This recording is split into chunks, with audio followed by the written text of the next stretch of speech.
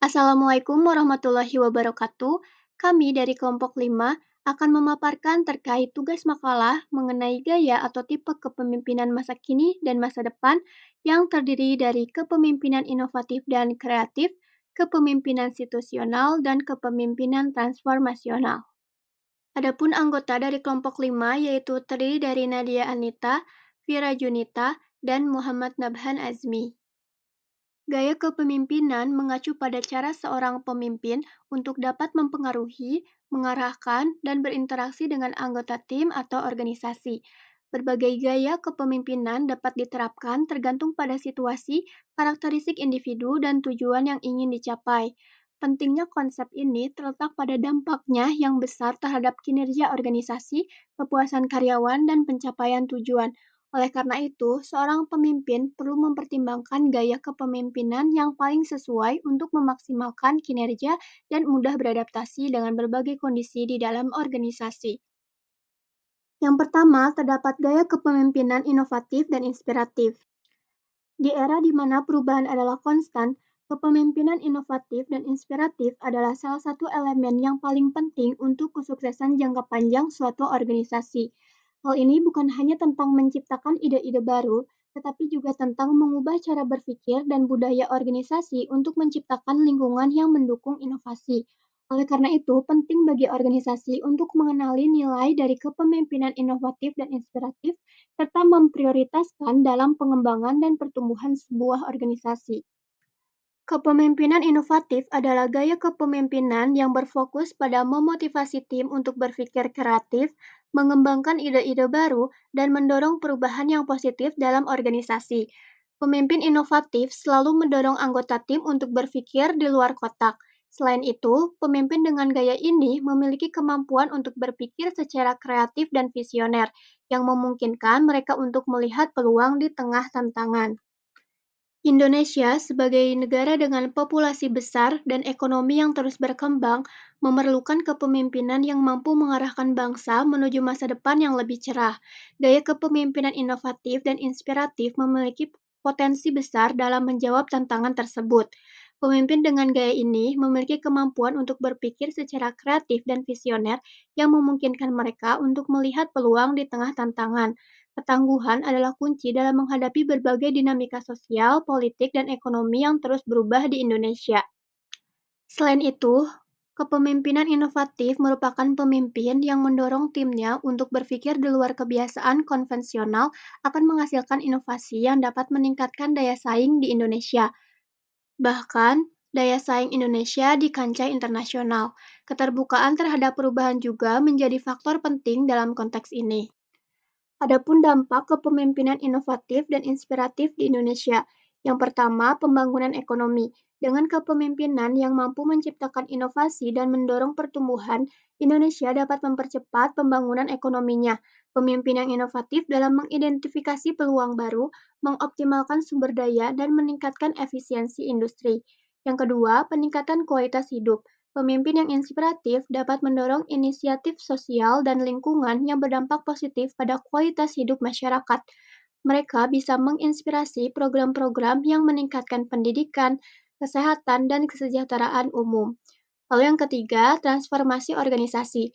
Di dalam organisasi, gaya kepemimpinan ini dapat membawa transformasi yang signifikan. Perusahaan dan institusi yang dipimpin dengan gaya ini cenderung lebih inovatif, adaptif, dan kompetitif, yang pada gilirannya meningkatkan performa dan berkelanjutan jangka panjang. Baik, adapun peran atau manfaat gaya kepemimpinan inovatif dan inspiratif. Yang pertama, dapat menginspirasi dan meningkatkan motivasi. Pemimpin inovatif dan inspiratif mampu menginspirasi tim mereka dengan visi yang jelas dan mengkomunikasikannya dengan cara yang membangkitkan semangat, dengan memberikan teladan yang kuat dan menunjukkan dedikasi mereka terhadap tujuan bersama. Pemimpin ini membantu menggerakkan tim menuju pencapaian yang luar biasa. Yang kedua, memfasilitasi pertumbuhan pribadi dan profesional. Pemimpin inovatif dan inspiratif tidak hanya fokus pada hasil akhir, tetapi juga pada pertumbuhan individu di dalam tim. Mereka membimbing dan mendukung anggota tim untuk mengembangkan keterampilan dan potensi mereka, dengan memberikan umpan balik yang konstruktif dan memberikan kesempatan untuk belajar dan berkembang, pemimpin ini membantu menciptakan lingkungan di mana setiap individu dapat mencapai potensi tertinggi mereka. Lalu yang ketiga, mendorong inovasi. Pemimpin inovatif mendorong dan menginspirasi anggota tim untuk berpikir kreatif, menciptakan ide-ide baru, dan mencari solusi inovatif untuk masalah-masalah yang ada. Hal ini membantu organisasi tetap relevan dan kompetitif dalam pasar yang terus berubah. Melalui komunikasi dan inspiratif dan memberikan contoh yang kuat, mereka menginspirasi tim untuk mengembangkan solusi-solusi yang tidak konvensional, memungkinkan organisasi untuk tetap relevan dan bersaing di pasar yang terus berubah. Dengan merangkul inovasi, pemimpin ini memberikan dorongan yang diperlukan untuk menciptakan produk, layanan, dan proses bisnis baru yang memenuhi kebutuhan pelanggan. Lalu yang keempat, penyesuaian terhadap perubahan. Dalam menghadapi lingkungan bisnis yang dinamis, kepemimpinan inovatif membantu organisasi untuk beradaptasi dengan perubahan dengan lebih efektif. Pemimpin ini tidak hanya merespon perubahan yang terjadi, tetapi juga proaktif dalam merancang transformasi yang diperlukan untuk mencapai tujuan organisasi. Dengan memiliki wawasan mendalam tentang tren pasar dan kebutuhan pelanggan, pemimpin inovatif mampu membimbing organisasi melalui perubahan tersebut dengan kepercayaan dan ketegasan. Adapun kelebihan dari gaya kepemimpinan inovatif dan inspiratif. Yang pertama, fleksibilitas dalam penyelesaian masalah. Pemimpin inovatif dan inspiratif cenderung lebih fleksibel dalam menanggapi tantangan dan masalah yang muncul. Mereka tidak terpaku pada cara-cara konvensional, tetapi mencari solusi-solusi baru dan kreatif yang dapat mengatasi masalah-masalah yang ada. Lalu yang kedua, membangun budaya kerja yang positif. Gaya kepemimpinan ini seringkali menciptakan budaya kerja yang positif, di mana komunikasi terbuka, kerjasama, dan penghargaan terhadap ide-ide baru menjadi norma. Hal ini membantu menciptakan lingkungan di mana orang merasa dihargai dan termotivasi untuk memberikan yang terbaik. Lalu yang ketiga, peningkatan kinerja dan produktivitas. Dengan menginspirasi dan memberdayakan anggota timnya, gaya kepemimpinan ini seringkali menghasilkan peningkatan kinerja dan produktivitas. Ketika anggota tim merasa terdorong untuk berkontribusi secara aktif dan berinovasi, hasil kerja mereka cenderung lebih baik. Lalu, adapun kekurangan dari gaya kepemimpinan ini, yang pertama, resistensi terhadap perubahan. Tidak semua orang merespon positif terhadap perubahan. Gaya kepemimpinan inovatif dan inspiratif mungkin menghadapi resistensi dari anggota tim yang lebih suka keadaan yang sudah dikenal dan terbiasa. Mereka mungkin merasa takut atau tidak nyaman dengan perubahan terus-menerus atau terlalu cepat. Lalu yang kedua, kurangnya struktur dan kendali.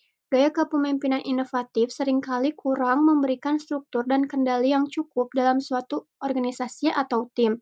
Ketika pemimpin lebih fokus pada memberikan kebebasan kepada anggota tim untuk bereksperimen dan berinovasi, hal ini dapat menyebabkan kurangnya pengaturan yang jelas yang pada akhirnya dapat mengganggu pencapaian tujuan organisasi.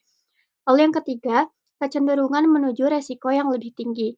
Semangat untuk berinovasi dan menciptakan perubahan baru dapat menyebabkan pemimpin dan anggota tim untuk mengambil resiko yang lebih tinggi dalam pengambilan keputusan.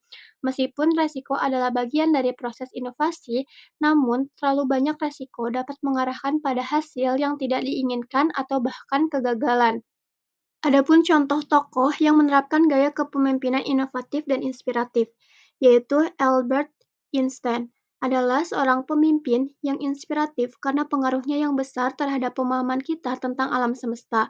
Melalui teori-teori inovatifnya, ia menuliskan tentang hukum alam dan memperluas pengetahuan kita tentang konsep-konsep seperti waktu, cahaya, dan gratifikasi. Meskipun menghadapi tantangan awal dan diberi label terbelakang, kecemerlangan beliau dan etos kerja yang tak henti-hentinya mendorongnya untuk mengubah dunia melalui ide-idenya. Tulisannya tentang kesetaraan massa energi dan teori relativitas merevolusi komunitas ilmiah. Kemampuannya untuk mempertanyakan kebijaksanaan konvensional, imajinasinya yang hidup, dan tekadnya yang tak tergoyahkan merupakan bukti kejeniusannya dan menginspirasi generasi untuk berpikir kreatif dan mendorong batas-batas pengetahuan.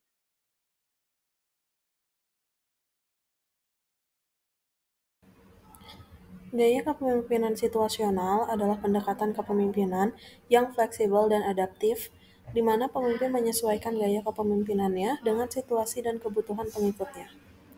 Teori ini menekankan bahwa tidak ada satu gaya kepemimpinan yang terbaik untuk semua situasi, dan pemimpin yang efektif adalah mereka yang mampu mengenali tingkat kesiapan pengikutnya dan menyesuaikan gaya mereka accordingly. Model kepemimpinan situasional Hersey Blanchard adalah salah satu model kepemimpinan situasional yang paling terkenal. Model ini mengidentifikasi 4 gaya kepemimpinan utama, yang didasarkan pada 2 dimensi perilaku. Yang pertama yaitu perilaku arahan atau directive behavior, sejauh mana pemimpin memberikan instruksi dan arahan yang jelas kepada pengikut. Lalu, dimensi yang kedua yaitu perilaku suportif atau supportive behavior, yaitu sejauh mana pemimpin menunjukkan dukungan, perhatian, dan empati kepada pengikut. Berdasarkan dua dimensi tersebut, model Hersey-Blanchard membedakan 4 gaya kepemimpinan. Yang pertama ada telling atau S1. Gaya ini sangat direktif dan rendah suportif. Pemimpin memberikan instruksi yang jelas dan terperinci kepada pengikut, dan mereka tidak memberikan banyak ruang untuk pengambilan keputusan mandiri. Gaya ini paling cocok untuk pengikut yang memiliki tingkat kesiapan rendah atau R1, yaitu pengikut yang baru bergabung dengan tim, kurang berpengalaman, atau tidak memiliki motivasi yang tinggi. Yang kedua yaitu ada selling atau S2. Gaya ini masih direktif, tetapi lebih suportif daripada telling. Pemimpin menjelaskan keputusan mereka kepada pengikut dan berusaha untuk mendapatkan partisipasi mereka. Gaya ini paling cocok untuk pengikut yang memiliki tingkat kesiapan sedang atau R2, yaitu pengikut yang mulai menunjukkan minat dan kemampuan, tetapi masih membutuhkan arahan dan dukungan. Lalu yang ketiga ada participating atau S3. Gaya ini rendah direktif dan tinggi suportif. Pemimpin berbagi pengambilan keputusan dengan pengikut dan mendorong mereka untuk berkontribusi dengan ide dan solusi mereka. Gaya ini paling cocok untuk pengikut yang memiliki tingkat kesiapan tinggi atau R3, yaitu pengikut yang berpengalaman, mampu bekerja secara mandiri, dan memiliki motivasi yang tinggi. Lalu yang keempat ada delegating atau S4. Gaya ini rendah direktif dan rendah suportif. Pemimpin memberikan pengikut otonomi penuh untuk menyelesaikan tugas mereka. Gaya ini paling cocok untuk pengikut yang memiliki tingkat kesiapan sangat tinggi atau R4, yaitu pengikut yang sangat ahli, mandiri, dan mampu bekerja dengan sedikit pengawasan. Adapun analisis terhadap gaya kepemimpinan situasional, yaitu gaya kepemimpinan ini memberikan panduan berharga bagi pemimpin dalam menavigasi dinamika tim yang kompleks. Mari kita ambil contoh seorang manajer proyek yang menggunakan pendekatan situasional dalam mengelola timnya. Bayangkan seorang manajer proyek yang memiliki tim yang terdiri dari anggota yang memiliki tingkat keterampilan dan pengalaman yang beragam. Di antara mereka, ada yang sangat berpengalaman dalam industri, sementara yang lain mungkin baru saja bergabung dalam proyek ini. Saat memulai proyek, manajer tersebut mungkin akan menggunakan gaya telling atau mengarahkan dengan memberikan arahan yang jelas kepada anggota tim tentang langkah-langkah yang harus diambil untuk memulai pekerjaan. Dalam fase ini, arahan yang tegas diperlukan untuk memastikan bahwa semua anggota tim memiliki pemahaman yang jelas tentang tujuan dan langkah-langkah yang perlu diambil. Ketika proyek berlanjut dan anggota tim mulai mendapatkan pengalaman dan kepercayaan diri mereka, manajer tersebut mungkin akan beralih ke gaya selling atau menjelaskan. Mereka tidak hanya memberikan arahan, tetapi juga mencoba meyakinkan anggota tim tentang pentingnya tugas yang mereka lakukan. Hal ini dapat memotivasi anggota tim untuk berkontribusi lebih aktif dan merasa lebih terlibat dalam proses. Namun, manajer tersebut juga menyadari bahwa beberapa anggota tim mungkin memiliki pengalaman dan keterampilan yang cukup untuk mengambil inisiatif dalam beberapa aspek proyek. Dalam hal ini, mereka menggunakan gaya participating. Saat proyek mencapai tahap akhir dan anggota tim telah menguasai tugas mereka, manajer tersebut mungkin beralih ke daya delegating atau mendelegasikan, di mana mereka memberikan tanggung jawab lebih besar kepada anggota tim untuk mengambil keputusan dan menyelesaikan tugas tanpa pengawasan langsung.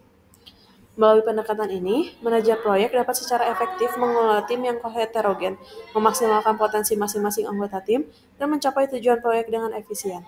Kepemimpinan situasional adalah pendekatan yang mempertimbangkan bahwa tidak ada satu gaya kepemimpinan tunggal yang cocok untuk setiap situasi. Sebaliknya, pemimpin harus mampu menyesuaikan gaya kepemimpinan mereka dengan kebutuhan dan dinamika situasi yang berbeda. Analisis dampak dari kepemimpinan situasional dapat dibagi menjadi beberapa aspek, Yang pertama ada fleksibilitas dan responsivitas. Kepemimpinan situasional memungkinkan pemimpin untuk menjadi lebih responsif terhadap perubahan dan tantangan yang muncul dalam lingkungan kerja. Ini berarti bahwa mereka dapat dengan cepat menyesuaikan gaya kepemimpinan mereka sesuai dengan kebutuhan yang berubah. Lalu yang kedua ada peningkatan kinerja. Untuk memilih gaya kepemimpinan yang sesuai dengan situasi, pemimpin dapat membantu meningkatkan kinerja tim atau organisasi secara keseluruhan. Misalnya, dalam situasi yang membutuhkan keputusan cepat, gaya kepemimpinan yang lebih otoriter mungkin lebih efektif. Sementara dalam situasi yang membutuhkan kerja tim dan kolaborasi, gaya kepemimpinan yang lebih demokratis dapat lebih sesuai. Lalu yang ketiga ada peningkatan kepuasan dan keterlibatan. Kepemimpinan situasional juga dapat meningkatkan kepuasan dan keterlibatan anggota tim. Ketika anggota tim merasa bahwa pemimpin mereka memperhatikan dan merespon kebutuhan dan keadaan mereka dengan tepat, mereka cenderung lebih termotivasi dan terlibat dalam pekerjaan mereka. Yang keempat, ada pengembangan karyawan. Pendekatan ini juga memungkinkan pemimpin untuk membantu dalam pengembangan karyawan. Dengan memperhatikan kekuatan dan kelemahan individu dalam tim, pemimpin dapat menyesuaikan gaya kepemimpinan mereka untuk memberikan dukungan dan bimbingan yang sesuai dengan kebutuhan pengembangan karyawan. Lalu yang terakhir ada peningkatan kecerdasan emosional. Kepemimpinan situasional mendorong pemimpin untuk meningkatkan kecerdasan emosional mereka, karena mereka harus dapat membaca dan merespon dengan tepat terhadap perasaan dan kebutuhan anggota tim mereka. Namun, ada juga beberapa potensi dampak negatif dari kepemimpinan situasional, seperti kebingungan atau ketidakjelasan dalam komunikasi gaya kepemimpinan yang berubah-ubah, atau kesulitan dalam mengimplementasikan pendekatan ini secara konsisten. Oleh karena itu, keberhasilan kepemimpinan situasional sangat bergantung pada kemampuan pemimpin untuk membaca situasi dengan tepat dan mengelola perubahan gaya kepemimpinan mereka secara efektif. Peran dari kepemimpinan situasional. Gaya kepemimpinan situasional adalah pendekatan kepemimpinan yang fleksibel dan adaptif, di mana pemimpin menyesuaikan gaya kepemimpinannya dengan situasi dan kebutuhan pengikutnya. Pendekatan ini didasarkan pada pemahaman bahwa tidak ada satu gaya kepemimpinan yang terbaik untuk semua situasi, dan pemimpin yang efektif adalah mereka yang mampu mengenali tingkat kesiapan pengikutnya dan menyesuaikan gaya mereka. Gaya kepemimpinan situasional memainkan peran penting dalam membantu pemimpin mencapai tujuan, yaitu yang pertama, meningkatkan motivasi pengikut. Ketika pengikut merasa bahwa pemimpin mereka memahami kebutuhan dan kemampuan mereka, mereka lebih cenderung termotivasi untuk bekerja keras dan mencapai tujuan mereka. Lalu yang kedua, ada meningkatkan produktivitas tim. Gaya kepemimpinan yang tepat dapat membantu tim untuk bekerja lebih efisien dan efektif. Lalu yang ketiga, ada meningkatkan kepuasan kerja. Pengikut yang merasa didukung dan dihargai oleh pemimpin mereka cenderung lebih puas dengan pekerjaan mereka. Selanjutnya, yang keempat, meningkatkan retensi karyawan. Karyawan yang merasa dipimpin secara efektif lebih cenderung untuk bertahan di perusahaan mereka. Lalu yang kelima, ada mengembangkan pengikut. Gaya kepemimpinan situasional dapat membantu pengikut untuk mengembangkan keterampilan dan kemampuan mereka, sehingga mereka dapat menjadi lebih mandiri dan berkontribusi lebih banyak pada organisasi. Lalu yang terakhir, yaitu menciptakan lingkungan kerja yang positif. Gaya kepemimpinan yang suportif dan kolaboratif dapat membantu menciptakan lingkungan kerja yang positif dan produktif. Kelebihan dari gaya kepemimpinan situasional. Gaya kepemimpinan situasional menawarkan banyak kelebihan bagi pemimpin dan berikut beberapa poin pentingnya. Yang pertama ada fleksibilitas dan adaptabilitas. Gaya kepemimpinan ini tidak kaku dan dapat disesuaikan dengan berbagai situasi dan kebutuhan pengikut. Lalu ada pemimpin dapat beralih di antara gaya kepemimpinan yang berbeda, yaitu telling, selling, participating, dan delegating, berdasarkan tingkat kesiapan dan kemandirian pengikut. Hal ini memungkinkan pemimpin untuk memberikan arahan dan dukungan yang tepat pada waktu yang tepat, sehingga memaksimalkan motivasi dan kinerja pengikut. Lalu yang kedua, ada efektivitas yang terbukti. Penelitian telah menunjukkan bahwa gaya kepemimpinan situasional efektif dalam meningkatkan motivasi, produktivitas, dan kepuasan kerja pengikut. Ketika pengikut merasa bahwa pemimpin mereka memahami kebutuhan dan kemampuan mereka, mereka lebih cenderung terlibat dalam pekerjaan mereka dan berusaha keras untuk mencapai tujuan. Gaya Ini juga dapat membantu mengurangi turnover karyawan dan meningkatkan retensi talenta. Lalu kelebihan selanjutnya yaitu pengembangan pengikut. Gaya kepemimpinan situasional berfokus pada pengembangan pengikut dengan membantu mereka untuk tumbuh dan mencapai potensi penuh mereka. Pemimpin memberikan dukungan, bimbingan, dan kesempatan kepada pengikut untuk belajar dan mengembangkan keterampilan baru. Hal ini dapat meningkatkan kepercayaan diri dan motivasi pengikut serta mempersiapkan mereka untuk mengambil peran kepemimpinan di masa depan. Lalu yang keempat yaitu ada kesuksesan organisasi. Dengan meningkatkan motivasi, produktivitas, dan kepuasan kerja pengikut, gaya kepemimpinan situasional dapat berkontribusi pada kesuksesan organisasi secara keseluruhan. Ketika pengikut merasa dihargai dan didukung, mereka lebih cenderung berkontribusi pada pencapaian tujuan organisasi. Gaya kepemimpinan ini juga dapat membantu menciptakan budaya kerja yang positif dan kolaboratif yang dapat meningkatkan inovasi dan kreativitas. Lalu ada kelebihan yang terakhir, yaitu membangun hubungan yang kuat, di mana gaya kepemimpinan situasional yang suportif dan kolaboratif dapat membantu membangun hubungan yang kuat antara pemimpin dan pengikutnya. Lalu, meningkatkan komunikasi, di mana gaya kepemimpinan ini mendorong komunikasi yang terbuka dan transparan antara pemimpin dan pengikut. Dan yang terakhir yaitu meningkatkan pengambilan keputusan, di mana gaya kepemimpinan situasional dapat membantu pemimpin untuk membuat keputusan yang lebih baik dengan melibatkan pengikut dalam proses pengambilan keputusan. Adapun kekurangan dari kepemimpinan situasional, meskipun gaya kepemimpinan situasional menawarkan banyak kelebihan, penting untuk diingat bahwa gaya ini juga memiliki beberapa kekurangan yang perlu dipertimbangkan. Yang pertama ada kompleksitas dan kebutuhan akan penilaian, potensi kebingungan dan ketidakpastian karyawan, potensi ketidakadilan dan ketidaksetaraan karyawan, dan yang terakhir ketergantungan pada pemimpin. Tokoh dunia yang menerapkan gaya kepemimpinan situasional yaitu Abraham Lincoln. Merupakan Presiden Amerika Serikat ke-16 ini terkenal dengan gaya kepemimpinannya yang berintegritas dan moral. Dia memimpin negara melalui perang saudara dan berhasil melestarikan persatuan dan menghapus perbudakan. Lincoln menyesuaikan gaya kepemimpinannya dengan prinsip-prinsip moral dan nilai-nilai demokrasi, menggunakan pendekatan yang adil dan berprinsip untuk mencapai rekonsiliasi dan persatuan. Gaya kepemimpinan transformasional. Gaya kepemimpinan transformasional adalah suatu gaya kepemimpinan yang dilakukan seorang pemimpin secara aktif dan inspiratif. Pemimpin transformasional memiliki kemampuan untuk memengaruhi karyawan secara keseluruhan dengan cara memberikan motivasi dan inspirasi. Mereka mendorong perubahan positif di dalam individu maupun organisasi melalui cara-cara memengaruhi dengan moral yang kuat serta memberikan kewenangan. Gaya ini melibatkan 4 faktor kunci. Yang pertama, pengaruh ideal, kedua, motivasi inspirasional, ketiga, stimulasi intelektual, dan terakhir, pertimbangan individual. Pemimpin transformasional mampu menciptakan budaya organisasi yang memotivasi, inovatif, dan menggerakkan anggota tim ke depan.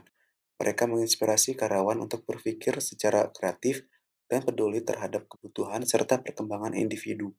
Gaya ini mungkin tidak efektif dalam lingkungan yang birokratis dan bisnis yang baru merintis, tetapi lebih cocok untuk mengarahkan transformasi budaya dan inovasi pada tahap-tahap selanjutnya. Penelitian telah menunjukkan bahwa gaya kepemimpinan transformasional berpengaruh positif pada kepercayaan para pegawai negeri sipil di lingkungan Pemda Provinsi Sulawesi Tengah dan Sulawesi Selatan.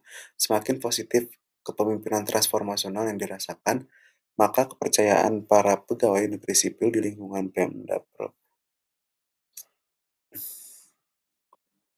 Komponen utama kepemimpinan transformasional. Kepemimpinan transformasional terdiri dari 4 komponen utama yang dikenal sebagai 4-1. Yang pertama, idealized influence, yaitu pemimpin menjadi teladan dan panutan yang diidolakan oleh bawahan. Mereka menunjukkan integritas tinggi, etika, dan komitmen terhadap nilai-nilai yang kuat. Pemimpin dengan pengaruh ideal ini menciptakan rasa hormat dan kepercayaan yang tinggi dari para pengikutnya, yang pada gilirannya meningkatkan loyalitas dan dedikasi mereka. Yang kedua, inspirational motivation.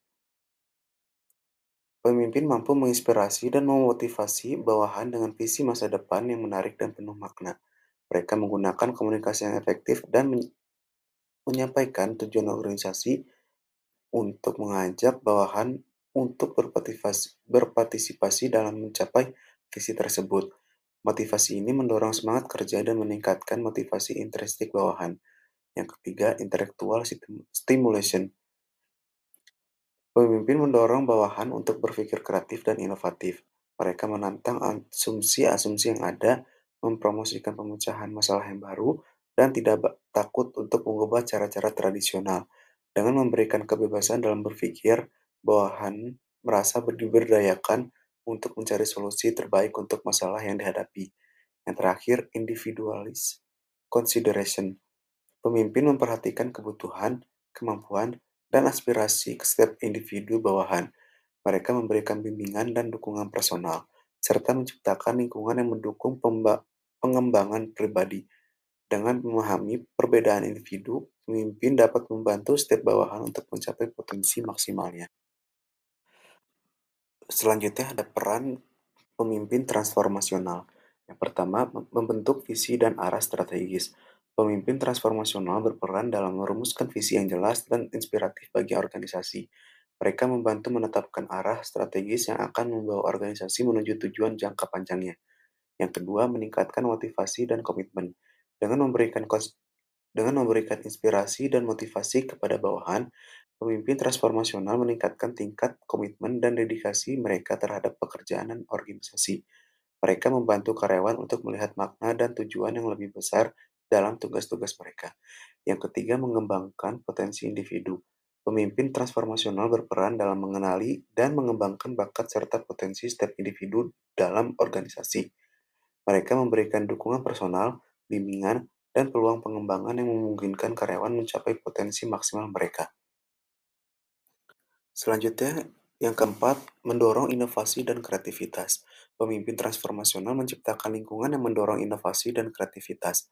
Mereka mendorong bawahan untuk berpikir di luar batasan yang ada, mengeksplorasi ide-ide baru, dan mencari solusi inovatif untuk masalah yang dihadapi. Yang terakhir, membangun budaya organisasi yang positif. Dengan menekankan nilai-nilai etika, kejujuran, dan integritas, pemimpin transformasional berperan dalam membangun budaya organisasi yang positif dan beretika. Budaya ini mendorong rasa saling percaya dan kerjasama yang kuat di antara anggota tim. Selanjutnya ada poin kelebihan dan kekurangan. Yang pertama kelebihan, ada 3 kelebihan di kepemimpinan transformasional. Yang pertama, pemimpin transformasional mampu menginspirasi dan memotivasi bawahan melalui visi yang kuat dan komunikatif. Ini membuat karyawan merasa lebih terlibat dan bersemangat dalam pekerjaan mereka. Yang kedua, pemimpin transformasional fokus pada pengembangan karyawan secara individual, memberikan bimbingan, mentoring, dan pelatihan yang meningkatkan keterampilan dan potensi mereka. Yang ketiga, dengan mendorong bawahan untuk berpikir kreatif dan inovatif, pemimpin transformasional membantu organisasi menemukan solusi baru dan beradaptasi dengan perubahan lingkungan. Keempat, gaya kepemimpinan ini seringkali meningkatkan kinerja dan produktivitas karena karyawan merasa dihargai dan termotivasi untuk bekerja lebih keras dan mencapai tujuan yang lebih tinggi. Kelima, kepemimpinan transformasional menciptakan lingkungan kerja yang positif dan sportif yang meningkatkan kepuasan kerja dan loyalitas karyawan. Hal ini mengurangi turnover dan mempertahankan talenta terbaik. Terakhir, pemimpin transformasional menekankan nilai-nilai etika, kejujuran, dan integritas yang membantu membangun budaya organisasi yang kuat dan positif. Selanjutnya ada kekurangan. Yang pertama, ketergantungan pada pemimpin. Kepemimpinan transformasional bisa menciptakan ketergantungan yang tinggi pada pemimpin. Jika pemimpin meninggalkan organisasi, bisa terjadi kekosongan kepemimpinan yang sulit diisi. Yang kedua, resiko burnout. Pemimpin transformasional sering menetapkan standar yang sangat tinggi dan mengharapkan kinerja optimal dari karyawan, yang bisa menyebabkan stres dan burnout jika tidak dikelola dengan baik. Yang ketiga, implementasi yang sulit. Tidak semua pemimpin memiliki keterampilan yang diperlukan untuk menjadi pemimpin transformasional. Implementasi gaya kepemimpinan ini membutuhkan kemampuan interpersonal yang kuat dan konsisten yang tinggi. Yang keempat, resistensi terhadap perubahan. Meskipun gaya ini mendorong inovasi, beberapa karyawan mungkin resisten terhadap perubahan yang dipromosikan oleh pemimpin transformasional yang dapat menimbulkan konflik dan ketidakpuasan. Yang kelima, waktu dan sumber daya. Mengembangkan karyawan secara individual dan membangun budaya yang kuat membutuhkan waktu dan sumber daya yang signifikan. Ini bisa menjadi tantangan terutama dalam organisasi dengan sumber daya terbatas. Yang keenam, pengabdian detail operasional. Fokus pada visi besar dan pengembangan individu kadang-kadang membuat pemimpin transformasional kurang memperhatikan detail operasional sehari-hari yang dapat mengganggu efisiensi dan kelancaran operasional. Yang terakhir, kesenjangan kinerja.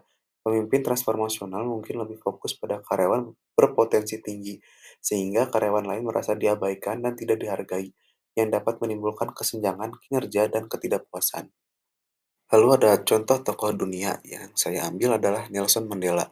Nelson Mandela adalah pemimpin transformasional yang membawa perubahan besar di Afrika Selatan, mengakhiri apartheid dan mempromosikan rekonsiliasi serta persatuan. Melalui visi dan pendekatan yang penuh kasih, Mandela mampu menginspirasi bangsa dan bersatu dan bekerja sama untuk menuju masa depan yang lebih baik. Selanjutnya ada kesimpulan. Kepemimpinan masa depan memerlukan integrasi berbagai gaya kepemimpinan untuk menghadapi tantangan yang dinamis dan kompleks. Gaya kepemimpinan inspiratif dan inovatif berfokus pada kemampuan pemimpin untuk menginspirasi dan mendorong kreativitas dalam timnya, menciptakan lingkungan yang mendukung inovasi dan perubahan positif. Sementara itu, kepemimpinan situasional menekankan pentingnya fleksibilitas dan adaptasi di mana pemimpin harus mampu menyesuaikan gaya kepemimpinannya sesuai dengan situasi dan kebutuhan individu atau kelompok yang dipimpinnya. Kepemimpinan transformasional di sisi lain berorientasi pada perubahan mendasar dalam organisasi melalui visi yang kuat, motivasi, dan pemberdayaan anggota tim yang mencapai tujuan jangka panjang yang ambisius. Kombinasi dari ketiga gaya ini menciptakan model kepemimpinan yang ideal untuk masa depan, di mana pemimpin tidak hanya menginspirasi dan mendorong inovasi, tapi juga mampu beradaptasi dengan cepat terhadap perubahan situasional, serta memimpin transformasi yang berkelanjutan dan bermakna dalam organisasi. Pemimpin masa depan harus menguasai kemampuan untuk mengintegrasikan inspirasi, inovasi, fleksibilitas, dan visi transformasional untuk mencapai kesuksesan dalam lingkungan yang terus berubah. Yang terakhir ada rekomendasi atau saran. Pertama, kepemimpinan inspiratif dan inovatif. Rekomendasinya adalah tetapkan visi yang jelas dan inspiratif, memotivasi tim dengan visi yang menantang dan bermakna, mengarahkan mereka menuju tujuan yang bersama. Yang kedua, dorong inovasi. Ciptakan budaya menghargai ide-ide baru dan eksperimen. Berikan ruang bagi kreativitas untuk berkembang. Yang ketiga, berkomunikasi secara efektif. Sampaikan visi dan strategi dengan jelas dan antusias. Jaga komunikasi terbuka dan transparan. Lalu untuk kepemimpinan situasional yang adaptif. Yang pertama, kenali kebutuhan individu. Pahami kekuatan, kelemahan, dan motivasi setiap anggota tim. Sesuaikan gaya kepemimpinan dengan kebutuhan mereka. Yang kedua, delegasikan secara cerdas. Berikan tanggung jawab dan otonomi kepada tim. Percaya mereka untuk menyelesaikan tugas dengan cara mereka. Yang ketiga, berikan arahan dan dukungan. Sediakan bimbingan dan sumber daya yang dibutuhkan tim untuk mencapai kesuksesan. Yang terakhir, untuk kepemimpinan transformasional. Kepemimpinan transformasional yang pertama, membangun hubungan yang kuat. Jalin hubungan yang positif dan saling percaya dengan anggota tim. Tunjukkan rasa hormat dan penghargaan. Yang kedua, mendorong pengembangan diri.